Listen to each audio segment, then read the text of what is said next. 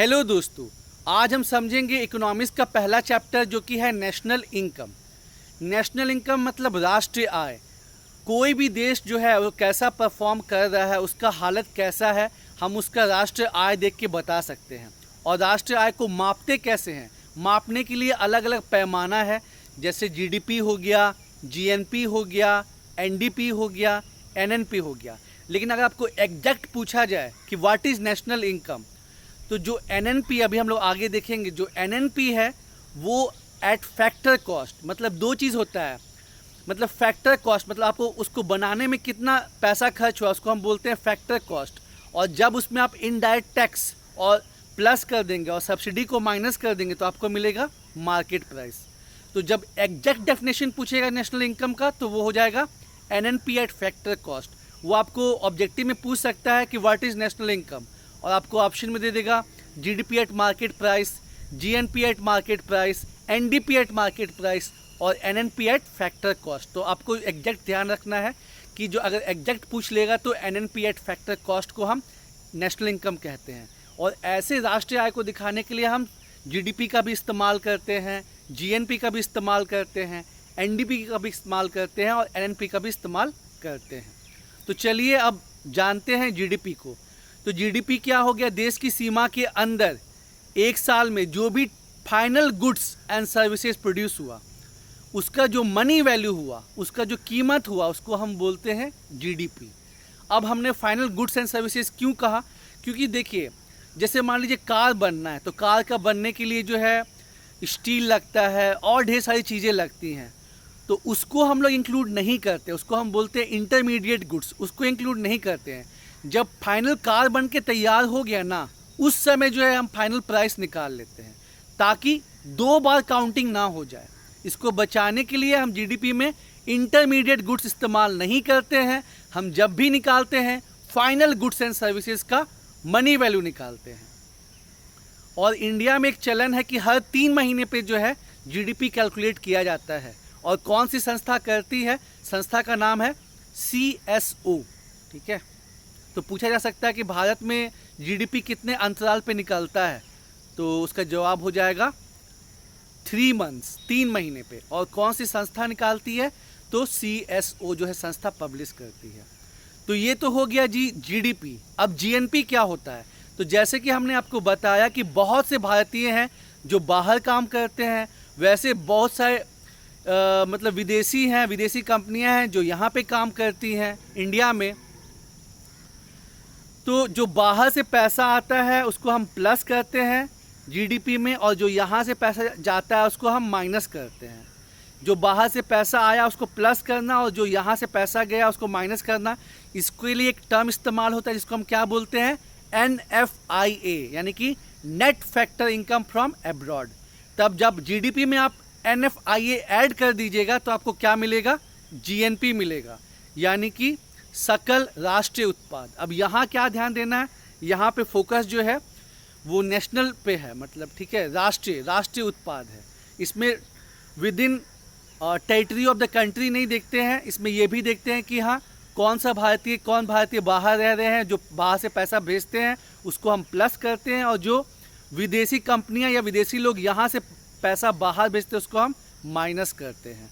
और चूँकि विदेशी कंपनियां यहाँ बहुत सारी हैं, Chinese, American, Japanese, south Korean, और बहुत वो जो पैसा भेजते हैं उसका अमाउंट ज़्यादा होता है, जबकि बाहर से जो पैसा आता है उसका अमाउंट कम होता है। इसलिए अगर इंडिया के कॉन्टेक्स्ट में कोई पूछे कि आप बताइए कि जीडीपी बड़ा होता है कि जीएनपी, तो याद रखिएगा कि इंडिया के कॉन्टेक्स्ट में जीडीपी बड़ा होता है और जीएनपी कम होता है। क्यों? क्योंकि यहाँ से जो पैसा जाता है वो ज़्यादा बाहर जाता है और जो बाहर से पैसा आता है वो कम होता है। ये इंपॉर्टेंट है, मतलब उसको नोट कीजिएगा। और हम देखते हैं रियल जीडीपी, नॉमिनल जीडीपी, तो वो क्या होता है? तो देखिए, इकोनॉमिक्स में ना मतलब हम अलग अलग पैरामीटर यूज़ करते हैं कि जब कोई चीज़ को आप एकदम करंट प्राइस पे निकालेंगे, चालू मूल्यों पे, अभी के मूल्यों पे निकालिएगा, तो उसको हम बोलते हैं नॉमिनल।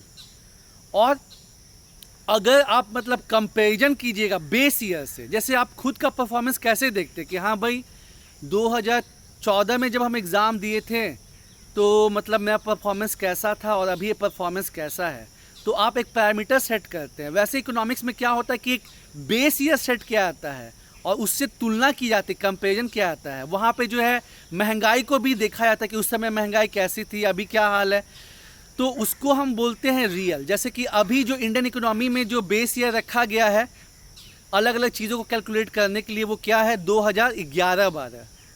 ये भी क्वेश्चन बन सकता है कि बताइए कि जीडीपी को कैलकुलेट किस बेस ईयर पे करते हैं, तो उसका बेस ईयर क्या रखा गया है 2011-12। तो जब भी आप कोई चीज़ बेस ईयर पे निकालेंगे तो उसको आप रियल कहेंगे। अगर आप जीडीपी निकालेंगे अब बेस ईयर पे, उसको हम कांस्टेंट प्राइस स्थिर मूल्यों पे भी कहते हैं, तो उसको आप रियल जीडीपी कहेंगे। मतलब रियल जीडीपी का मतलब क्या हो गया कि आप जो है एक बेस ईयर से कंपेयर करके निकाल रहे हैं, तो उसको हम क्या बोलते हैं जीडीपी एट कांस्टेंट प्राइस या रियल जीडीपी। और जब आप चालू मूल्यों पे निकालिएगा तो उसको हम बोलते हैं जीडीपी एट करंट प्राइस।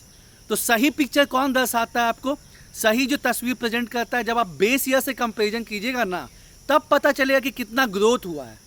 ठीक है, खुद का भी देखिए कि हाँ 2014-15 में मेरा क्या परफॉर्मेंस था और अभी क्या परफॉर्मेंस है, तो फिर आपको रियलिटी पता चलेगा। और एक चीज़ और आपको देखने को मिलेगा, फैक्टर कॉस्ट और मार्केट प्राइस। तो फैक्टर कॉस्ट जैसे हमने आपको स्टार्टिंग में बताया था कि जो आपका कॉस्ट ऑफ प्रोडक्शन हुआ उसको बोलते हैं फैक्टर कॉस्ट। मतलब इंडस्ट्री से कोई चीज़ बन के जस्ट निकला है, अभी वो मार्केट में नहीं आया है, तो उसको क्या बोलते हैं फैक्टर कॉस्ट। और जब उसमें इनडायरेक्ट टैक्सेस लगेंगे अलग अलग टाइप के, अभी तो खैर इनडायरेक्ट टैक्सेस को कंबाइन कर दिया गया है जीएसटी के रूप में, और जब उसमें सरकार जो छूट देती है उसको आप माइनस कीजिएगा तो आपको क्या मिलेगा मार्केट प्राइस। ध्यान रखिएगा, मतलब मार्केट प्राइस निकालना है तो कैसे निकलेगा, MP market price equal two factor cost. Factor cost में क्या ऐड कर दीजिए, इनडायरेक्ट टैक्स को ऐड कर दीजिए और सब्सिडी को घटा दीजिए, तो आपको मिलेगा मार्केट प्राइस। तो ये इम्पॉर्टेंट है। और अगर आपसे ये पूछा जाए कि इंडिया का ऑफिशियल जो जीडीपी है वो क्या है, तो ध्यान रखिएगा पहले हम फैक्टर कॉस्ट पे निकालते थे, अब जीडीपी एट जो मार्केट प्राइस है ये इंडिया का ऑफिशियल जीडीपी है। और राष्ट्रीय आय का मतलब राष्ट्रीय आय को दर्शाने का तो ये सब तरीका है, जीडीपी भी है, जीएनपी भी है, एनडीपी भी है, एनएनपी भी है। लेकिन जब आपको एग्जैक्ट क्वेश्चन पूछा जाएगा कि नेशनल इनकम इज़, और आपको 4 ऑप्शन दे दिया गया है कि GDP at market price, GNP eight market price, NDP at market price, GNP eight factor cost, नहीं एनएनपी एट फैक्टर कॉस्ट, तो सही जवाब हो जाएगा आपका एनएनपी एट फैक्टर कॉस्ट। अब एनडीपी और एनएनपी क्या है, देखिए चीज़ों की कीमत में समय के साथ गिरावट आता है, डेप्रिसिएशन उसको बोलते हैं, ह्रास बोलते हैं। तो जब जीडीपी में डेप्रिसिएशन होगा तो आपको क्या मिलेगा, एनडीपी मिलेगा। जब एनएनपी में डेप्रिसिएशन होगा तो आपको क्या मिलेगा, मतलब सॉरी, जब जीडीपी में होगा तो आपको एनडीपी मिलेगा, और जब जीएनपी में होगा डेप्रिसिएशन तो आपको एनएनपी मिलेगा। तो इन चीज़ों को ध्यान रखना है। और जब आप स्टेट का नेशनल मतलब स्टेट इनकम देखेंगे तो उसको हम क्या बोलते हैं, जीएसडीपी बोलते हैं, ग्रॉस स्टेट डोमेस्टिक प्रोडक्ट। और जीडीपी, जीएनपी, एनडीपी, एनएनपी ये सेंट्रल लेवल पे हुआ।